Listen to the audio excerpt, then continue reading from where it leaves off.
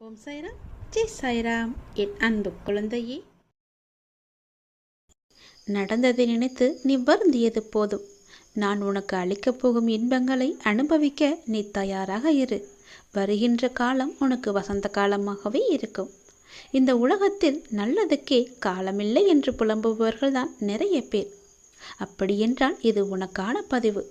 இதை நீ முழுமையாக கேள், எல்லாம் உனக்கு விளங்கும். உண்மையாக இருந்தால் பிரச்சனை வரும் என்று அஞ்சுகிறீர்களா? நீங்கள் நினைப்பது போல அது ஒன்றும் பெரிய விஷயமில்லை. ஆனால் இந்த உலகத்தில் உண்மையாக இருப்பவர்களுக்கு பல சோதனைகள் வரும். வரலாற்று காலம் தொடங்கி தற்காலம் வரை இந்த உலகத்தில் நல்லதுக்கே காலமில்லை என்று புலம்புபவர்கள்தான் அதிகமானோர். உண்மையாகவும் நேர்மையாகவும் இருந்தால் நாம் தினந்தோறும் பல்வேறு விதமான பிரச்சனைகளை சந்தித்து கொண்டே இருக்கின்றோம். பல வேளைகளில் நேர்மையாக நடந்து கொள்வதே நம் கிடையாது. பல நேரங்களில் நமக்கு என்று தனி நீதியை நாம் வகுத்துக் கொள்கின்றோம். நம்மை சுற்றியுள்ள நண்பர்களிடமும் மனிதர்களிடமும் சின்ன சின்ன பொய்கள் எல்லாம் சொல்லிக்கொண்டே இருக்கிறோம். ஏன் இப்படி பொய் பேசுகிறோம் என பலர் நம்மை நாமே கேட்டுக்கொள்வதும் உண்டு. ஒவ்வொரு நாளும் பலதரப்பட்ட மனிதர்களிடம் வெவ்வேறு விஷயங்களை மாற்றி பேச நேரிடும். நம்மை பற்றி அவர் அவதூறாக நினைத்துவிடக்கூடாது என்பதுதான் அதன் முதன்மையான காரணமாக இருக்கும். அலுவலகத்தில் உயர் அதிகாரிகளை சமாளிக்க, வீட்டிலுள்ள பெற்றோருக்கு நம்பிக்கையை ஏற்படுத்த, நெருக்கமானவர்கள் நம்மை நினைத்து பயப்படாமல் இருக்க, அவர்கள் நம்மை தவறாக நினைத்துவிடக்கூடாது என்று கவலைப்படக்கூடாது என்பதற்காக பல்வேறு விதமான காரணங்கள் இருக்கும் என பல காரணங்கள் நீண்டு கொண்டே போகும். உண்மையை சொல்லும்போது எதிராளிக்கு நம் மீது தவறான எண்ணம் ஏற்படுவதில்லை. அவர்கள் நம் மீது வைக்கும் நம்பிக்கை மேலும் உயர்கிறது. அதனால் எது செய்தாலும் உண்மையை மட்டுமே சொல்லுங்கள். ஒரு பொய்யை மறைக்க 1000 பொய் கூட சொல்ல நேரிடும். அதனால் ஒரே ஒரு உண்மையை சொல்லிவிட்டால் நமக்கும் பயமில்லை, நம் எதிராளிக்கும் நம் மீது நல்ல ஒரு அபிப்பிராயம் ஏற்பட்டுவிடும். நம் மதிப்பை அது உயர்த்திவிடும். உண்மையை மட்டுமே பேசி வரும்போது நம்முடைய தன்னம்பிக்கையும் அதிகரிக்கும். அதனால் தயக்கமின்றி ஏதுமின்றி உரக்கச் சொல். உண்மையை உரக்கச் சொல். பின்னால் வருவதை பார்த்து கொள்ளலாம். பொய்யை சொல்லி மாட்டிக்கொள்வதை விட உண்மையை சொல்லி ஒரு நாள் கஷ்டத்தை அனுபவித்து விடலாம். பிறகு நமக்கு எப்பொழுதுமே மகிழ்ச்சிதானே. நாம் பயந்து பயந்து வாழ வேண்டும் என்ற அவசியம் கிடையாதே. எல்லாவற்றிலும் துணிந்து நாம் இறங்கிவிட்டால் பிறகு ஏன் பயப்பட வேண்டும்? உண்மையை உரக்கச் சொன்னால் எதற்கு நாம் பயப்பட வேண்டும்? உண்மையை மட்டும் பேசினால் யாருக்கு நாம் பயப்பட வேண்டும்? உண்மையை உரக்கச் சொல்லுங்கள். உனக்கு மட்டுமே நீ பயப்படு. கடவுளுக்கு மட்டுமே பயப்படு. உன்னை படைத்த இறைவனுக்கு மட்டுமே நீ பயந்து வாழ். நிச்சயம் உனக்கு நன்மைகள் பல நடந்து கொண்டே இருக்கும். உனக்கான காலங்களெல்லாம் கனிந்து வந்துவிட்டது. உனக்கான நேரமும் கூடி வந்துவிட்டது. இனி உனக்கு எப்போதும் பயமே கிடையாது. யாம் இருக்க பயமே. நான் உன்னோடு இருப்பதால் புயல்கள் உன்னை நோக்கி வராது என்று உத்தரவாதமில்லை. ஆனால் எந்த புயலாலும் உன்னை மூழ்கடிக்க முடியாது என்பதற்கு நான் உத்தரவாதம் அளிக்கின்றேன். சில மாற்றம் உருவாக பல ஏமாற்றங்களை நீ தாங்கிக்கொள். சந்தோஷம் தொடர்ந்து வர பல சங்கடங்களை நீ கடந்து செல். வெற்றி மேல் உனக்கு வெற்றி வர தோல்விகளை நீ கடந்து செல். காலங்கள் கனிந்து வரும் நேரம் வரை நீ பொறுமையாக காத்திருக்க வேண்டும். நான் சொல்வது புரிகிறதா? ஞானத்தை தேடி நீ எங்கும் அலைய வேண்டாம். இது உயர்ந்தது, இது தாழ்ந்தது என்று எந்த கணம் நீங்கள் பிரித்து பார்க்கின்றீர்களோ அந்த கணமே ஞானோயத்துக்கான கதவு முற்றிலும் மூடப்பட்டு விடுகிறது. புனிதம் என்றும் அசிங்கம் என்றும் பாகுபாடும் எதையும் காட்டாதவர்கள்தான் மேன்மையான நிலைக்கு போகின்றார்கள். ஒரு சாது கடைத்தெரு வழியே நடந்து கொண்டிருந்தார். இறைச்சி விற்கும் கடையில் நின்றிருந்த ஒரு வாடிக்கையாளரின் குரல் சாதுவின் காதில் விழுந்தது. பன்றி இறைச்சி வேண்டும், இருப்பதிலேயே எது முதன்மையான பகுதியோ அங்கே இருந்து வெட்டிக்கொடு என்று கேட்டார். கடைக்காரன் குரல் சொன்னது, அந்த இறைச்சியில் முதன்மையான பகுதி என்று எதுவும் இல்லை. இதை கேட்டதும் சாது ஞானம் அடைந்தார். ஞானம் அடைவதற்கு 2 வழிகள் இருக்கின்றன. ஒன்று, எல்லாமே புனிதம் என்று பார்ப்பது. இரண்டாவதோ எல்லாமே அசிங்கம் என்று பார்ப்பது. இரண்டிலும் பாரபட்சமற்ற தன்மை இருக்கிறது. அதை தெரிந்து கொள். இது உயர்ந்தது, இது தாழ்ந்தது என்று எந்த கணம் நீங்கள் பிரித்து பார்க்கின்றீர்களோ அந்த கணமே ஞானோதயத்துக்கான கதவு முற்றிலும் மூடப்படும் என்பதை நீ உணர்ந்து கொள். பன்றி இறைச்சியில் இந்த பகுதி ருசியாக இருக்கும், இதில் எவ்வளவு ருசி இருக்காது என்று இறைச்சி விற்பவன் பாகுபாடு பார்க்க தயாராக இல்லை. இதை கவனிக்கும் சாதுவுக்கு இந்த பிரபஞ்சத்தில் மேன்மையற்ற அம்சம் என்று எதுவும் இல்லை என்பது சடார் என்று உரைக்கின்றது. பகுதி பகுதியாக பிரிவினை செய்து ஒரு பகுதியை கொண்டாடி கொண்டும் மற்றதை அவதூறு சொல்லிக் கொண்டும் உலகத்தை பார்ப்பதை விடுத்து எல்லாவற்றையும் ஒருமித்த ஒன்றாகவே பார்க்க தொடங்குங்கள்.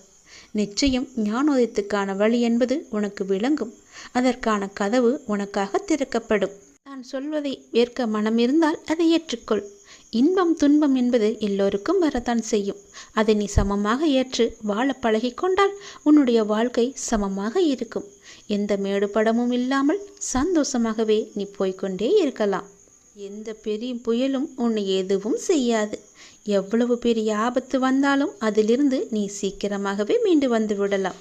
அதனால் நான் இதற்கு உத்தரவாதம் தருகிறேன். நீ எதையும் மேலாகவும் கீழாகவும் வைத்து பார்க்காதே. எல்லாம் சரிசமமாக எண்ணிப்பார். உனக்கு நடப்பது நன்மையாகவே நடக்கும். சில மாற்றங்கள் உனக்கு தேவை என்று எதிர்பார்த்து காத்திருக்கின்றாய். அதற்கு நீ பல ஏமாற்றங்களை நீ சந்தித்தும் வந்திருக்கின்றாய் அல்லவா? சந்தோஷம் உனக்கு தொடர்ந்து வர வேண்டுமென்றால் உனக்கு வந்த சங்கடங்களை எல்லாம் நீ கடந்து அதன் வழியே நீ வா.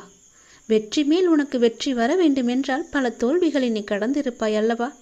அது போலவே இதையும் நீ கடந்து வா. காலங்கள் கனிந்து விட்டது. அதுக்கான நேரமும் வந்துவிட்டது.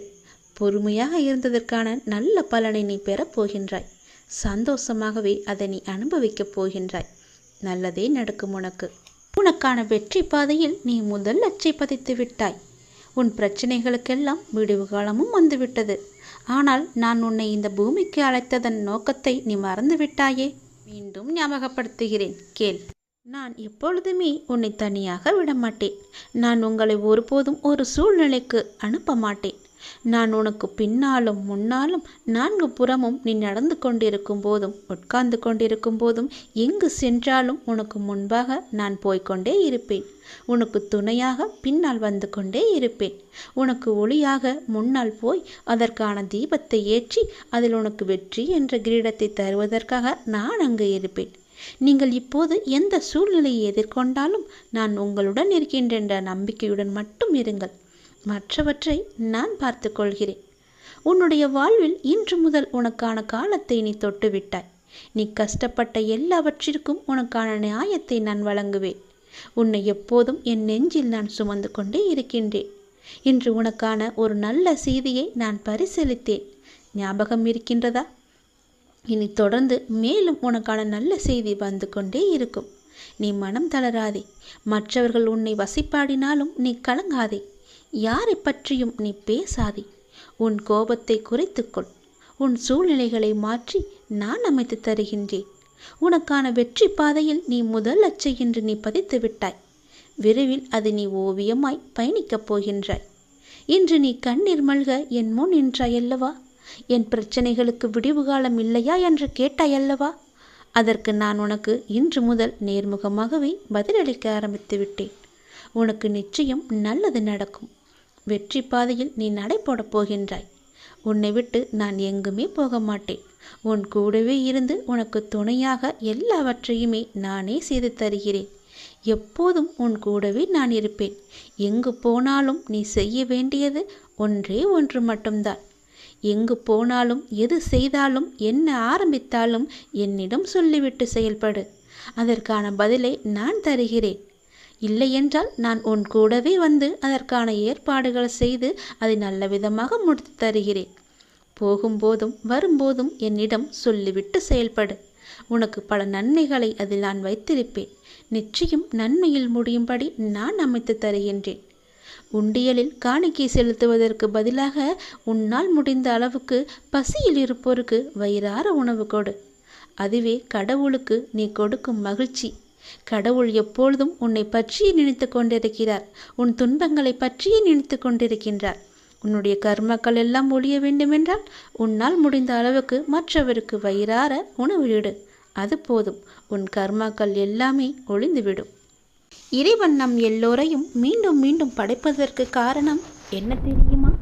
நாம் நல்லது செய்ய வேண்டும், நம் கர்மாக்கள் எல்லாம் ஒழிய வேண்டும் என்பதற்காகவே நாம் மீண்டும் மீண்டும் நம்மை பிறக்க வைக்கின்றார். இறைவன் அனைவரையும் நல்ல செயல்கள் செய்யத்தான் நம்மை அனுப்பியிருக்கின்றார். ஆனால் தீயதை செய்து தானும் துன்பப்பட்டு மற்றவர்களையும் துன்பப்படுத்த அல்ல என்று அனைவரும் உணர வேண்டும். எல்லாம் உங்கள் எண்ணங்களில்தான் இருக்கிறது, உங்கள் மனதுகளில்தான் இருக்கிறது, உங்கள் செயல்களில்தான் இருக்கிறது. நீங்கள் மனது வைத்தால் நிச்சயம் நடக்கும். அது எப்போது என்றுதான் உனக்கும் தெரியவில்லை, அனுப்பி வைத்த எனக்கும் தெரியவில்லை. எதற்காக அனுப்பினோ அதை மறந்துவிட்டு நீயே ஒரு வழியில் போய்க் கொண்டிருக்கின்றாய். அது உனக்கான வெற்றி பாதையாக இருக்கும். கவலைப்படாதே. இருந்தாலும் நான் அனுப்பியதன் கடமையும் நீ செய்ய வேண்டுமல்லவா? செய்து வா, உனக்கு நல்லது நடக்கும். என்னை அன்போடும் உண்மையோடும் கூப்பிடுகின்ற எல்லோருக்கும் நான் பக்கத்திலேயே இருக்கின்றேன். இருப்பது ஒரு வாழ்க்கை. யாரையும் வெறுக்காமல், யாரையும் துன்புறுத்தாமல் நீ வாழ்ந்துவிட்டு நாம் செல்ல வேண்டும். நல்லதே நடக்கும் உனக்கு. ஏனென்றால் நீ நினைத்த செயல் விரைவில் என் ஆசையுடன் உனக்கு நடக்கப் போகின்றது. உன்னை சரியான நேரத்தில் கை தூக்கி விடப் போகின்றேன். தற்போது நடக்கின்ற அனைத்துமே உனக்கு எதிராக நடப்பது போல் தோன்றலாம். ஆனால் இறுதியில் நான் அனைத்தையும் சரி செய்வேன். என்னுடைய நேரத்திற்காக நீ கொஞ்சம் பொறுமையாக காத்திரு. அனைத்தும் உனக்கு வெற்றியாக அமையப் போகிறது. உனக்கு வெற்றியாய் அமைய நான் என்றுமே துணை இருப்பேன். சில நேரங்களில் நீ தனியாக நடக்க வேண்டும். ஏனென்றால் நீங்கள் கூட்டமாக நடக்கும்போது அந்த பாதையை நீ இழக்க எப்போதும் வாய்ப்பிருக்கின்றது. அதை மறந்து விடாதே. கூட்டமாக நடக்கும்போது யாராவது ஒருவர் பின்னே தள்ளிவிடுவர், அல்லது முன்னே தள்ளிவிடுவர், அல்லது பக்கமாக தள்ளிவிடுவர். அதனால் நீ எப்பொழுதும் தனியாகவே நடக்க கற்றுக்கொள். எனவே நீங்கள் தனியாக நடந்து சென்றால் எதற்குமே வருத்தப்பட வேண்டாம். உனக்கு யாரும் துணை இல்லை என்றும் நீ கவலைப்பட வேண்டாம்.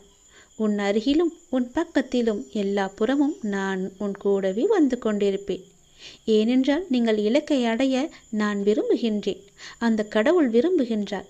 உன்னுடைய இலக்கு எது என்று அறிந்து நீ சென்று கொண்டிருக்கும் பாதை சரியான பாதையே. அது உனக்கு கிடைக்க வேண்டும் என்பதற்காகத்தான் நான் ஆசைப்படுகின்றேன். உன்னுடன் நான் இருக்கின்றேன் என்ற நம்பிக்கையோடு இரு. எல்லாமே உனக்கு நல்லதாகவே நடக்கும். நீ கொஞ்சம் அமைதியா இரு.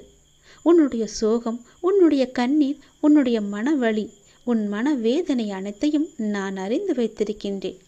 அதை எல்லாவற்றையும் நான் சரி செய்கிறேன். நீ கவலைப்படாதே. உனக்கான நிம்மதியை நான் நிச்சயம் தருவேன். நீ எல்லாவற்றையும் தேடி சென்ற காலமெல்லாம் விலகிவிட்டது. அனைத்துமே உன்னை தேடி உனது வருகைக்காக காத்திருக்கும் நேரம் இது. நீ அழைக்காமலேயே நான் உன்னை தேடி வருவேன். ஏனென்றால் நீ என்னுடைய பிரியமான குழந்தை. நீ எதை தேடி இத்தனை நாட்கள் அலைந்து திரிந்து கொண்டிருந்தாயோ அது உன்னை தேடி தானாகவே வரப்போகிறது. காத்திரு, பொறுமையாக இரு, அன்பாக இரு, பாசமாக இரு. உன்னை தேடி அது வந்து கொண்டிருக்கிறது. விரைவாகவே உன் கையில் கிடைக்கும். நான் சொல்கிறேன், மீண்டும் ஒரு முறை சொல்கிறேன், நீ எப்பொழுதும் தனியாகத்தான் நடக்க வேண்டும். எது செய்தாலும் தனியாகவே செய். அதுதான் உனக்கும் உன் வாழ்க்கைக்கும் நல்லது. உன் அப்பா நான் சொல்வது உன்னுடைய நன்மைக்காக மட்டுமே. உன்னுடைய வாழ்க்கையில் உன் கஷ்டங்கள் எல்லாம் மாறி நன்றாக வாழ வேண்டும், பெரிய மாற்றம் வேண்டும் என்று கேட்டாயல்லவா? நான் சொல்வதை கேள். உன் வாழ்க்கைக்கான பெரிய மாற்றம் வந்து கொண்டிருக்கின்றது. நான் சொல்வது போலவே நீ நடந்து கொண்டால் நிச்சயம் உன் வாழ்க்கை மாறும்.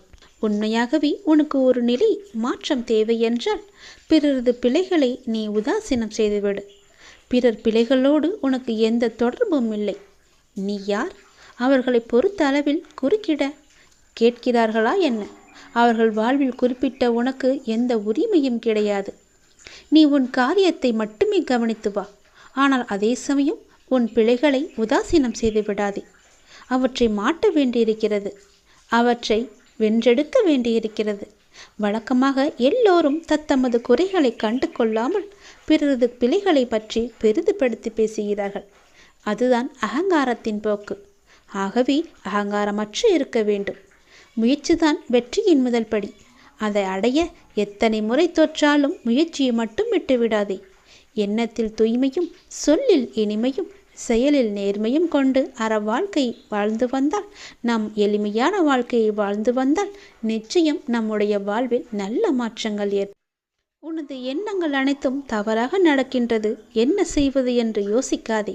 அனைத்தும் மாறும். எதிலும் நிதானமாக யோசித்து செயல்படு. அவசரப்படாதே, நிச்சயம் வெற்றி கிட்டும். உன் வாழ்க்கையில் நடக்கின்ற யாவும் உன் கர்ம வினைகளின் படிதான் நடந்து கொண்டிருக்கிறது. அப்படி இருக்கையில் நீ துயரங்களை எதிர்கொண்டுதானே ஆக வேண்டும். உன் கர்ம பந்தத்திலிருந்து விரைந்து விடுபட உன்னால் முடிந்த அளவுக்கு நன்மைகளை செய்து கொண்டே இரு. அந்த நன்மைகளை செய்வதை விட்டுவிடாதே. உன்னிடம் உதவிக்கு வருபவர்களை உதாசீனப்படுத்தாதே. உன்னால் முடிந்த உதவியை இல்லை என்று சொல்லாமல் நீ அவர்களுக்கு செய். இல்லை என்ற சொல்லே உன் வாயிலிருந்து வரக்கூடாது. உன்னை காக்கும், அதுவே இக்கட்டான சூழ்நிலையில் காக்கும். உன்னுடைய தர்மமே உன்னை காக்கும், உன்னை சூழ்ந்து நிற்கும். வாழ்க்கையில் இன்பமும் துன்பமும் அவரவர் கையாளும் வகையில்தான் இருக்கின்றது. மற்றவர்கள் எல்லாம் நிம்மதியாக சந்தோஷத்துடன் வாழ்கின்றார்கள். நமக்கு மட்டும்தான் துயரம் இருக்கிறது என்று நீ புலம்பிக் கொண்டிருக்கிறாய். அது முற்றிலும் தவறு. எல்லோருக்குமே அவரவர் வாழ்க்கையில் சென்று பார்த்தால்தான் தெரியும் அவர்கள் படும் கஷ்டங்கள் என்ன, துயரங்கள் என்ன, எவ்வளவு அனுபவிக்கிறார்கள் என்று. பொறுமையையும் நம்பிக்கையை மட்டும் எந்த சூழ்நிலையிலும் கைவிடாதே. யாரோடும் உன்னை நீ ஒப்பிட்டு கொள்ளாதே. பொறுமையும் நம்பிக்கையும் உன்னில் சூழ்நிலையில் எப்போதும் காப்பாற்றும். உன்னை விட்டு யார் விலகினாலும் நீ கவலைப்படக்கூடாது. எல்லாம் நன்மைக்கே என்று எடுத்துக்கொள்ள வேண்டும். நீங்கள் மென்மேலும் வளர்ச்சியடைந்து வாழ்வில் வெற்றி பெற வேண்டுமென்றால் நான் சொல்வதையெல்லாம் நீ கடைப்பிடித்துதான் ஆக வேண்டும். உனது வாழ்க்கை எல்லா செல்வ வளங்களையும் பெற்று மகிழ்ச்சியாக மாற வேண்டுமென்றால் நான் சொல்வதை நீ கடைப்பிடித்துதான் ஆக வேண்டும். இவை அனைத்துமே உன்னை வந்து சேரும்படி நான் அமைத்து தருகிறேன். உன் லட்சியத்தில் மட்டும் உன் கவனத்தை செலுத்து. யாருடனும் உன்னை நீ ஒப்பிட்டு பார்க்காதே. உன்னை யாருடனாவது ஒப்பிட்டு பார்க்க வேண்டும் என்று நினைத்தால் நீ உன்னுடனே உன்னை பற்றியே முன்காலத்திலும் இப்போதும் உள்ளபடி நீ ஒப்பிட்டு பார். நிச்சயம் உன் வாழ்க்கை எப்படி மாறியிருக்கிறது என்று உனக்கே தெரியும். மேலும் பெரிய மாற்றம் வேண்டுமென்றால் நான் சொல்வதை இப்போதே கேள். பெரிய மாற்றம் உன்னை தேடி வந்து கொண்டிருக்கிறது.